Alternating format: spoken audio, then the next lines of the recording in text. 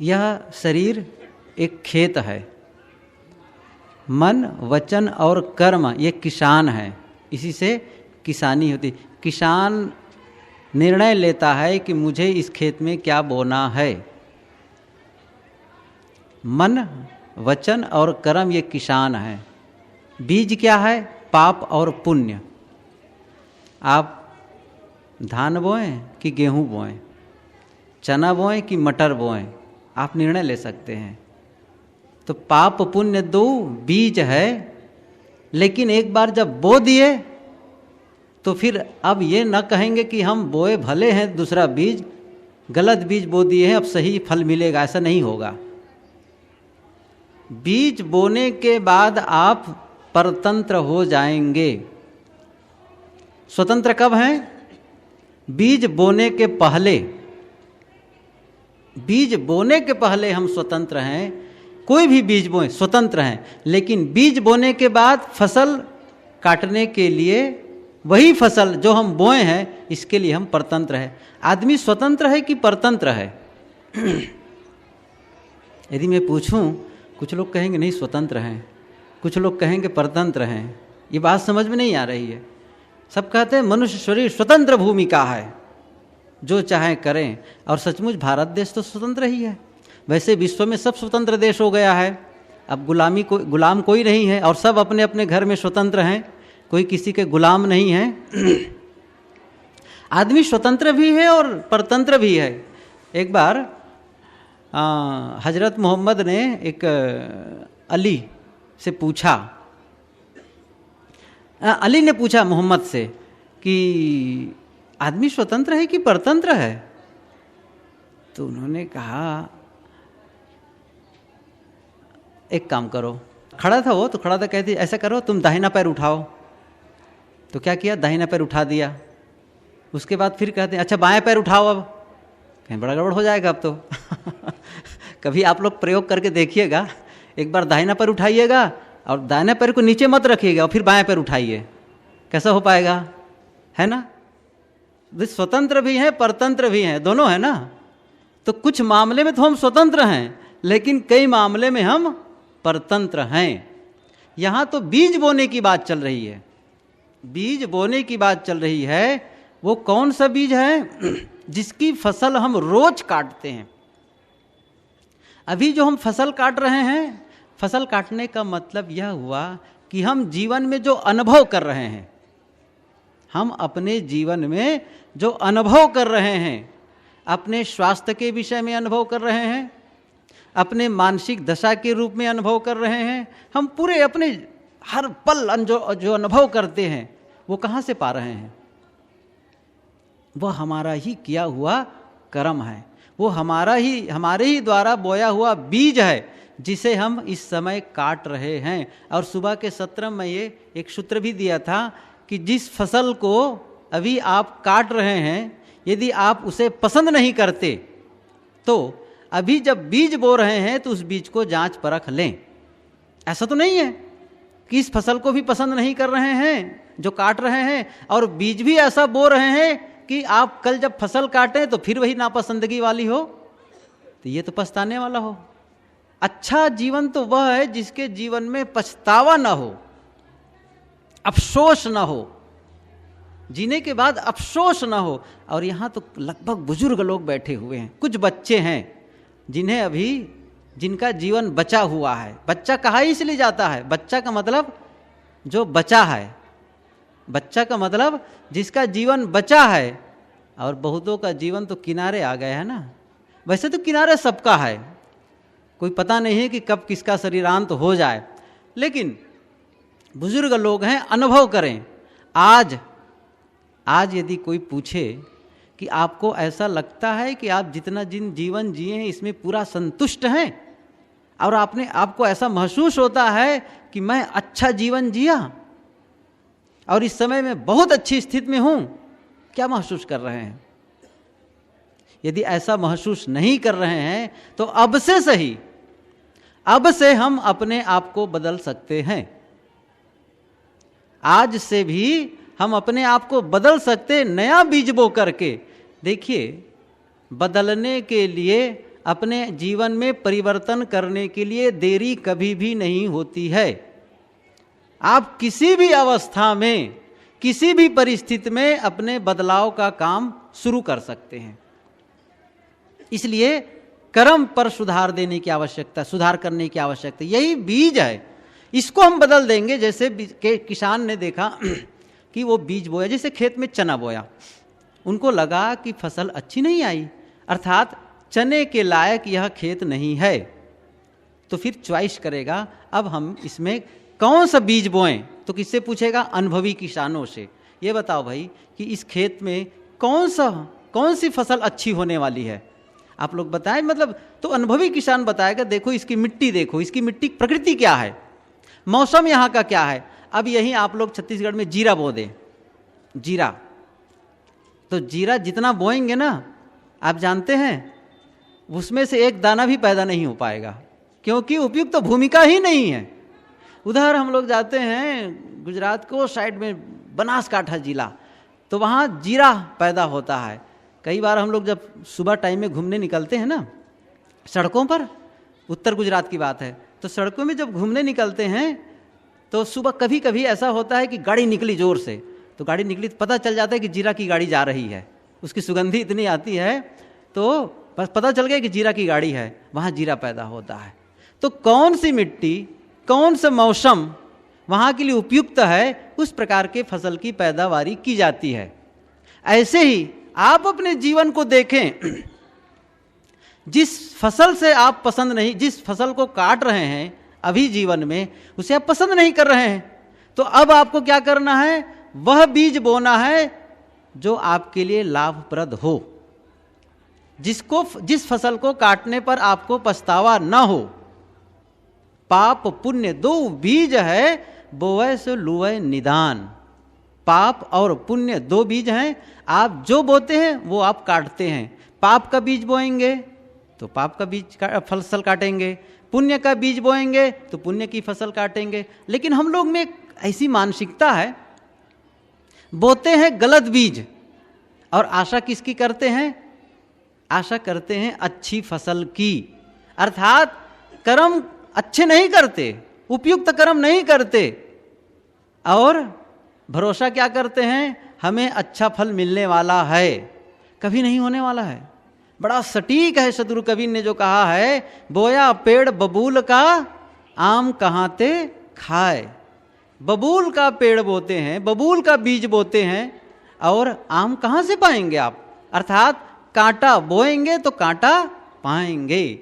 आपन कर्म न मेटो जाई, कर्म का लिखा मिटाए दो कैसे, जो युग कोटि सिराई। मैंने इसके लिए उदाहरण दिया था कि कर्म जो करते हैं वो कुछ समय के लिए होता है, और कर्म करने के बाद जो उसके संस्कार होते हैं, जो उसके परिणाम आते हैं, ये भयावह होते हैं। सुखद भी हो सकते हैं, दुखद भी हो सकते हैं। तो मैंने कहा था कि जैसे चोरी हमने की, तो चोरी करने का समय कितना होगा? कितनी देर तक कोई चोरी करता है? कुछ मिनट, कुछ घंटे, कुछ सेकंड में ही चोरी का काम। मैंने कलम को उदाहरण दिया था, हमने कलम किसी की जेब से या किसी की झोली से कलम निकाल ली, या रुपया निकाल लिए, 100 रुपये का नोट रखा था, निकाल लिया। किसी ना, ये निकालना नहीं होता है, बहुत ऐसे लोग नहीं करते हैं कि निकाल लेते हैं, लेकिन किसी न किसी रूप में उस पैसे को दबा लेते हैं, दूसरे ढंग से दबा लेते हैं, ताकि वो पता नहीं चलते। और सामान्य लोगों को पता भी नहीं चलता है, ये बात सही भी है। हम ऐसी कुछ व्यवस्था करते हैं, ऐसा कुछ सिस्टम देते हैं कि सामने वाला हम पर अविश्वास भी नहीं करता है, और हमने पैसे को दबा लिया। हुआ क्या? पैसे के दबाने काम तो खत्म हो गया, और पैसा भी कुछ ही दिनों के बाद खत्म हो गया, लेकिन हमने पैसे की चोरी की, यह संस्कार आपके मन में चिपका है, ये नहीं जाएगा। यही खतरनाक है, यही कांटा है, इसी को निकालना है। आप चोरी का बीज बोते हैं, उसकी भी फसल काटेंगे, और किसी के प्रति, किसी को दान देते हैं, उसकी भी फसल काटेंगे। कर्म हमारे खत्म हो, कर्म जो है क्षणिक होते हैं, लेकिन परिणाम बहुत दूरगामी होते हैं। इसलिए बहुत सावधानी की आवश्यकता है कर्म करने के पहले। इसलिए पूरा सोच विचार कर करें। जो हम सोचते हैं, जो हम बोलते हैं और जो हम इंद्रियों से करते हैं, सब बीज बोना है। तो स्टार्टिंग पॉइंट कहाँ है? हमारी सोच। कहाँ है? हमारी सोच। जब हम सोचते हैं तो गलत सोच रहे हैं, इसका मतलब गलत बीज बो रहे हैं। ये बहुत ही आवश्यक है इसको समझना। और जो वहाँ जो मैं बता रहा हूँ अंदर जो सोच रहे हैं ना, निरंतर हर समय सोचते रहते हैं ना, वहीं यदि गलती है तो आप कभी सही कर्म नहीं कर सकते, कभी नहीं कर सकते हैं। इसलिए सुधार कहाँ जरूरी है? भीतर। सत्संग का एक सीधा सा भाव यह होता है, आदमी को वो भीतर से बदलता है। बाहर से बदल कर, बाहर से किसी को सजा देकर उसे सुधारा नहीं जा सकता है। कोई चोर पकड़ा गया, तो चोर पकड़ गया तो पुलिस उसे डंडे से पीटती है, चोर सुधर जाता है? जेल में ठूस देती है, चोर सुधर जाता है? ऐसा हुआ है कभी? नहीं हुआ है। कोई हत्यारा है, हत्या करता है, जेल में गया, आजीवन कारावास, छूटता है और वही गलती फिर दोहराता है। नहीं होगा इससे। बाहर से बदलने से कुछ नहीं होने वाला है, बाहर से दंड देने से परिवर्तन नहीं होगा। लेकिन जब भीतर वो सोच लिया कि मुझे यह काम नहीं करना है, बस बदल गया वो। कोई शराब पीता है, 1000 कहो शराब छोड़ दो भैया, शराब छोड़ दो, नहीं छोड़ूंगा मैं, क्यों छोड़ूंगा? भले आप चूंकि बड़े हैं इसलिए कह सकते हैं ठीक है छोड़ देंगे, लेकिन वो नहीं छोड़ेगा। कब छोड़ेगा? जब वो कहेगा अपने से मैं शराब छोड़ूंगा। और जैसे ही वो कहा भीतर से कि मैं शराब छोड़ूंगा, और तो फिर वो छोड़ना शुरू कर देता है। और कब से होता है? भीतर से जब संकल्प लेता है कि मुझे इसको त्यागना ही है, चाहे जो हो जाए। ऐसे हुए हैं कई लोग। सूरत के एक उदाहरण बताऊं मैं। तम्बाकू खाते थे, कई प्रेमी हैं, गुरुदेव जी से मिलने आते हैं। वो लोग बड़े धनी लोग हैं, बड़े बड़े व्यापारी। तो मिलने आते थे, तो शुरू में जब मिलने आते थे तो वो लोग तम्बाकू खाते थे, लेकिन आश्रम में आते थे तो नहीं खाते थे। लेकिन पता चल जाता तो खुद कहते थे कि तम्बाकू खाते हैं, वो करते हैं। हम लोगों को देखते थे सब साफ सुथरा, कोई खाता पीता नहीं है, बड़ा कठिन। तब कैसे हो? फिर वो बिना कहे, हम लोगों से बिना कहे वे लोग भी संकल्प लिए कि हम छोड़ेंगे। आकर कहते थे बड़ा कठिन है छोड़ना, बहुत कठिन है, सुबह टट्टी नहीं उतरती है। ये पता नहीं क्या समस्या उन लोगों के लिए है, होगी कुछ भाई, और जो वही लोग समझते हैं अपनी समस्या। तो लेकिन एक सज्जन था, वो छोड़ा। छोड़ने के बाद में ऐसा लगा जैसे उसकी तबीयत खराब हो गई, बहुत परेशान, न ठीक से नींद आए न कुछ हो, बहुत। यहाँ तक स्थिति आ गई कि उनकी पत्नी और उनके बच्चे ये कहने लग गए थे कि तुम फिर से तम्बाकू खाओ, फिर से तम्बाकू खाओ, ये कहने लग गए। उन्होंने कहा अब मैं मर जाऊंगा लेकिन तम्बाकू नहीं खाऊंगा। आज वो बिना तम्बाकू खाए रहता है। बदलाव किसने किया? खुद ने किया। उन्होंने संकल्प लिया मैं बदलना चाहता हूं, मैं छोड़ना चाहता हूं। जब स्वयं यह संकल्प लेता है तो क्या होता है? तब परिवर्तन आता है। ऐसे ही जब हम चाहते हैं कौन सा बीज बोएं, तब वो फिर उसी समय निर्णय कर लेना है कि मैं कौन सा बीज बोना चाहता हूं। पाप पुण्य दो बीज है, बोए से लुए निदान। आपको जबरदस्ती वो पाना पड़ेगा, आपको वो काटना ही पड़ेगा वही जो आप बोए हैं। इसलिए अति आवश्यक है कि बोने के पहले बहुत सोच विचार लें। अर्थात किसान कौन है? मैं फिर से दोहरा दूं इसको, मन वच कर्म किसान। मन, वचन और कर्म, ये इंद्रियां, अर्थात मन से जो सोचते हैं वो है बीज बोना।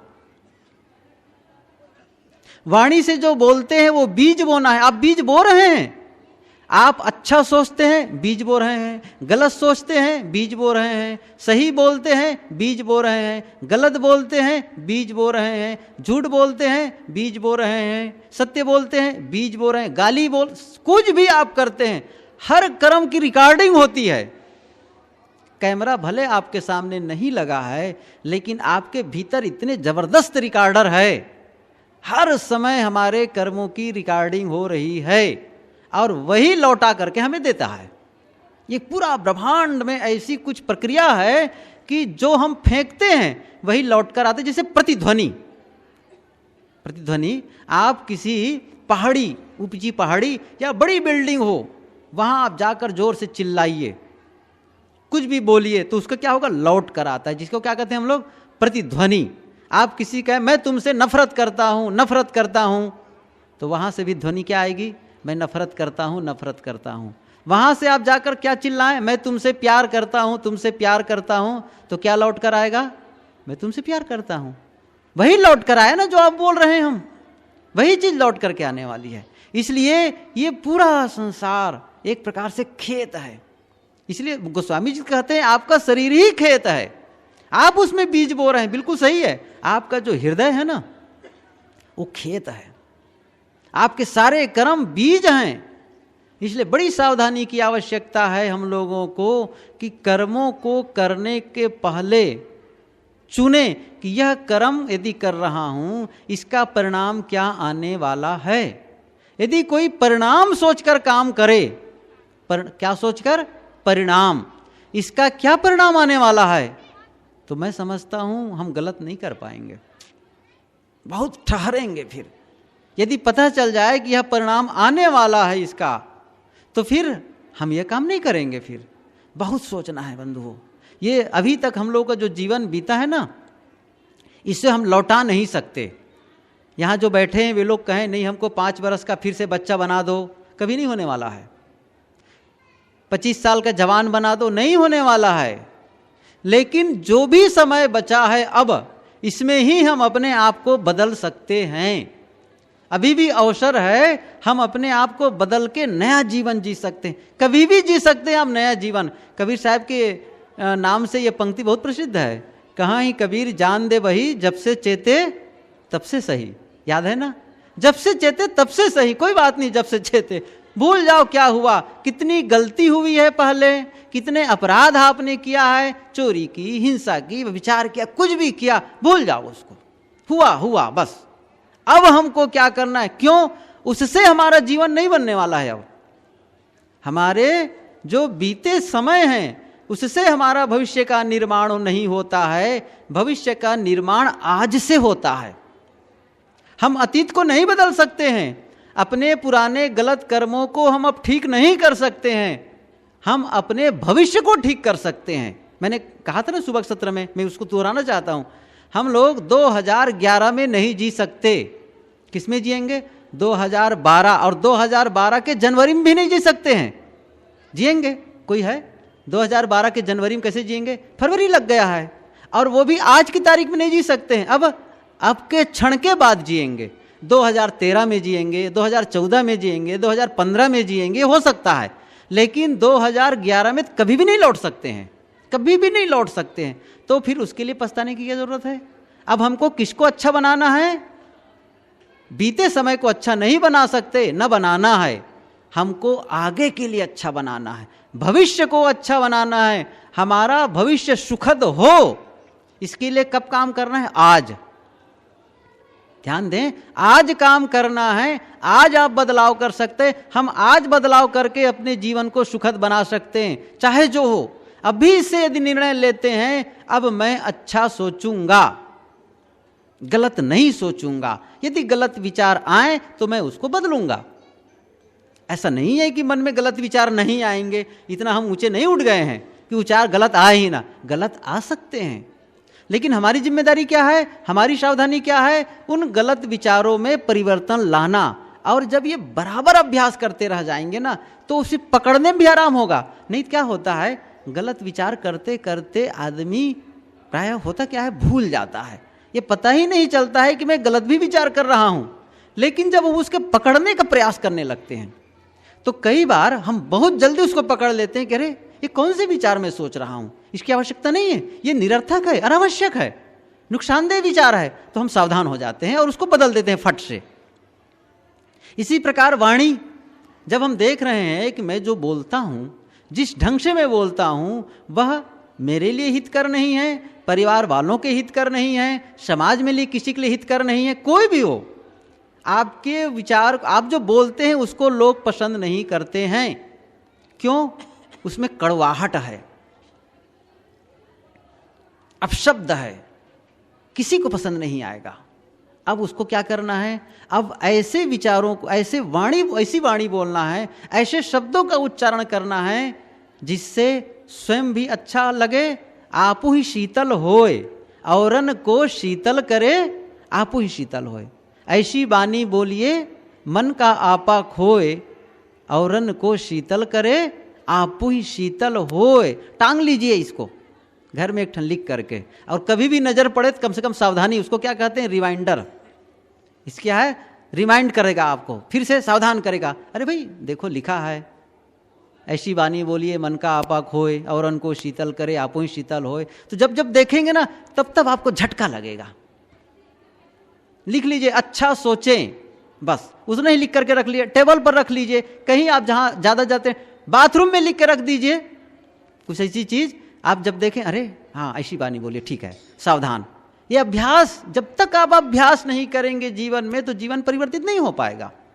आप जब अकेले में, बदलाव कब आएगा? बदलाव कब आएगा?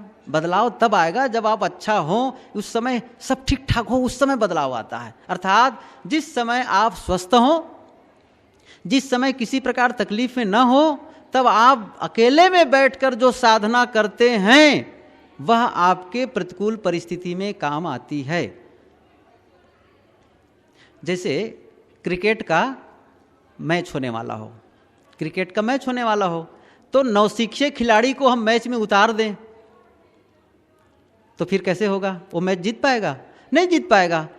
मैच में जीतने लायक खिलाड़ी बहुत अभ्यास करते हैं, पहले बहुत लंबे समय तक अभ्यास करते रहते हैं और बड़े सटीक ढंग से अभ्यास करते हैं। ये नहीं कि चाहे जैसे हो, बहुत सटीक ढंग से कोच रखते हैं, सीखते हैं, कई कई घंटे अभ्यास करते हैं, तब जाकर के वो किसी कंपटीशन में, किसी मैच में वो खेल पाते हैं और तब विजयी हो पाते हैं, तब जीत पाते हैं।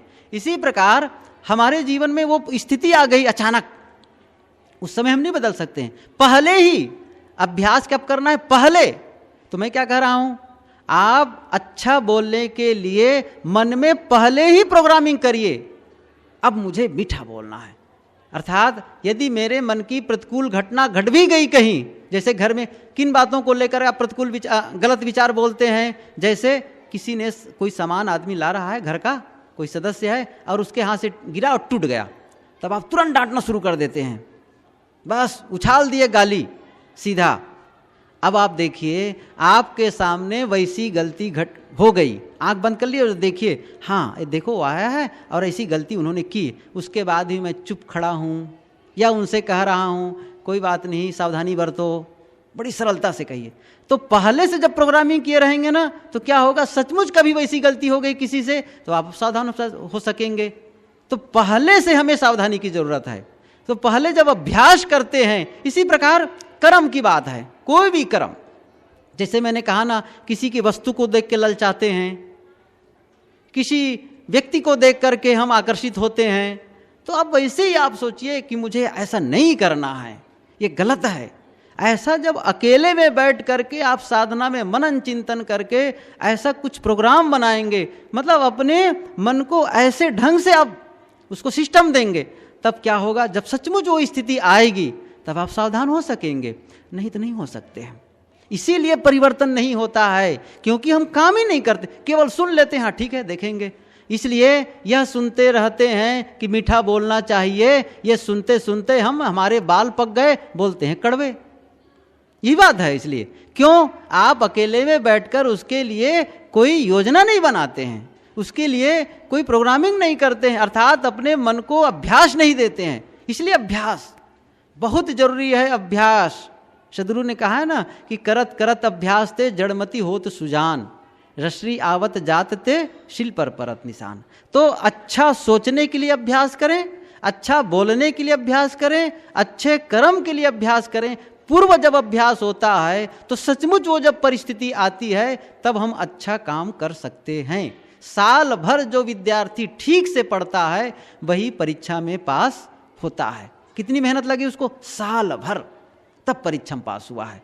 हमने कितने दिन मेहनत की है अच्छा बोलने के लिए, अच्छा सोचने के लिए कितनी मेहनत की है? नहीं की है, अभ्यास ही नहीं किए हैं, इसलिए हर बार परीक्षा में फेल होते हैं। सचमुच जो परिस्थिति आती फेल हो जाते हैं। अब क्या होना है? पास होना है। तो पाप पुण्य दो बीज है, बोए से लोए निदान। मैंने ये भी कहा कि जो हम बीज बोते हैं वही फसल काटते हैं। कर्म कुछ समय में खत्म हो जाते हैं, चाहे चोरी करते हैं वो भी खत्म, दान भी करते हैं, अच्छे कर्म करते हैं तो दान देने के कितना आए, रसीद कटा लिए, 1000 रुपये दिए, रसीद दे दिया, आपका दान का काम खत्म, ठीक है। और वो जो खर्चा 1000 रुपया वो खर्चा होकर के खत्म हो गया। लेकिन आपके मन में मैंने अमुक संस्था को, अमुक किसी आश्रम को 1000 दिया, ये तो आपके मन में सुगंधी आ गई ना, वो सुगंधी रहेगी आपके मन में। मैंने दिया, मैंने त्याग किया, किसी का आपने सहयोग किया, किसी को आपने अस्पताल पहुंचाया, वो आपके मन में सुगंधी बनी रहेगी। और किसी को आपने पीटा है वो भी रहेगी, वो दुर्गंधित रूप में रहेगी, वो भी रहना, ये नहीं भूल सकते आप, वो भी रहना है। इसलिए हमें क्या करना है, अब से बदलना है, अपने जीवन को ऐसा धोना है, ऐसे मोड़ देना है कि हमारा जीवन अब सत्यम शिवम सुंदरम बने।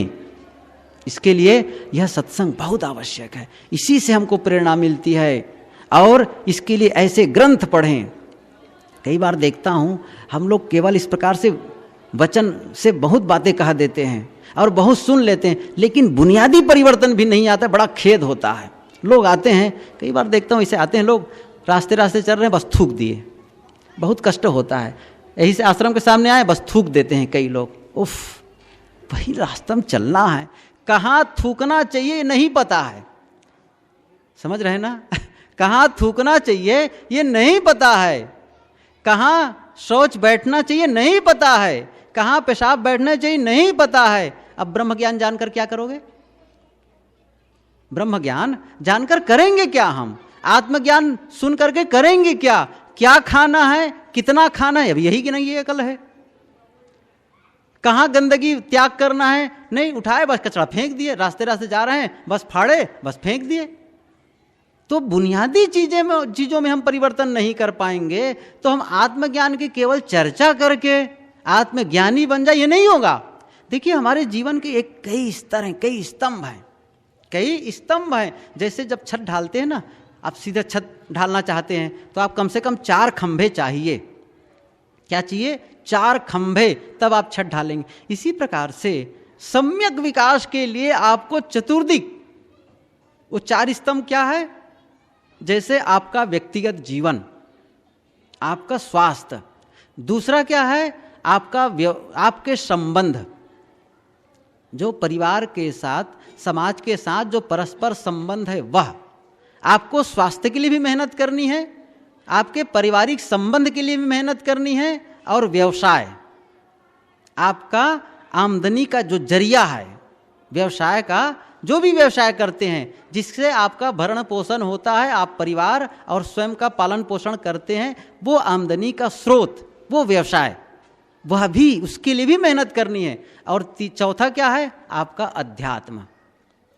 ये 4 मजबूत खंभे हैं, और इनमें से किसी एक को आप ढीला छोड़ते हैं तो आप असफल हो जाएंगे।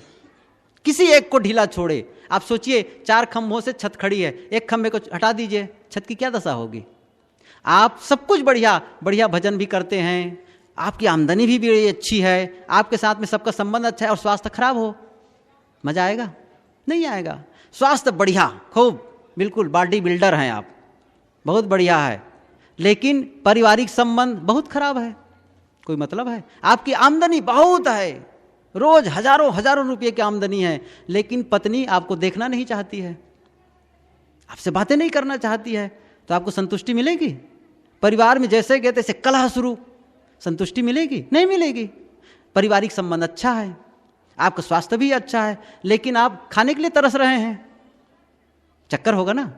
इतनी तो व्यवस्था करनी ही चाहिए कि हमको भोजन की व्यवस्था कर सके, तो वो भी चाहिए। सब कुछ ठीक है, आपका संबंध बढ़िया है, खाने भी अच्छा है, स्वास्थ्य भी बढ़िया है, लेकिन अध्यात्म में बिल्कुल जीरो हैं, आप भटक रहे हैं मथुरा काशी, कुछ भी नहीं पता है ABCD इसके बारे में, आत्मज्ञान परमात्मा के कुछ नहीं है, भटक रहे, दुखी हुए इसको लेकर के, कोई मतलब नहीं है।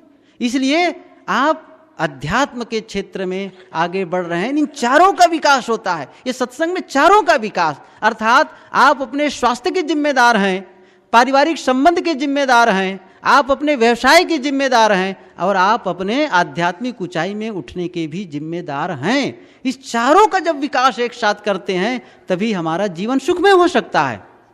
इसलिए इस सब के लिए हमको काम करना है। तो मैं ये कह रहा था, हम बुनियादी चीज़ों को भी समझें, कहाँ कैसे करना है, क्या खाना है, क्या नहीं खाना है, कहाँ हमको गंदगी फेंकना है, कहाँ नहीं फेंकना है। बहुत सारा इतना बढ़िया स्वच्छ वातावरण, बढ़िया परिसर, संतों का आश्रम, वहाँ पर आप गंदगी फेंकें, ये फिर सत्संग के महत्व को नहीं समझा गया। मतलब आप सत्संग के महत्व को समझें। आपके सत्संग का है आपके जीवन से फूटे। जैसे कोई आत्मज्ञान की चर्चा करे तो आत्मज्ञान की चर्चा करने से क्या फायदा होगा, वो हमारे जीवन से निकलना चाहिए। हमें ऐसे कुछ कर्म करना चाहिए जिससे ये सहज पता चल जाए कि सचमुच इनमें कुछ अच्छे ज्ञान हैं। हमें अपने चतुर्दिक विकास की आवश्यकता है। तो फिर हम अपना संपूर्ण विकास के लिए इस प्रकार के विचार पढ़ें, सुने और सौभाग्य से गुरुदेव जी के विचार, हमारे संतों के विचार, इन सब बातों पर जिसे आप 3 दिनों तक सुनेंगे सारी बातें आएंगी।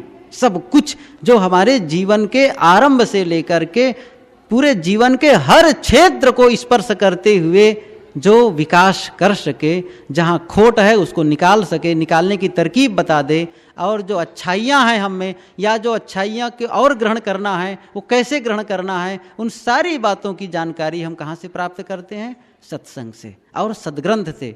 अब आवश्यकता है सत्संग सुन लिए, सद्ग्रंथ पढ़ लिए, जो कुछ भी ज्ञान हमने अर्जन किया है उसका प्रयोग, जिसको मैंने कहा था अभ्यास। यह अभ्यास जब करते हैं तो प्रतिकूल घटना जब घटती है हमारे सामने, प्रतिकूल परिस्थिति आती है, तो भी हम उस समय समता का भाव बनाए रख सकते हैं।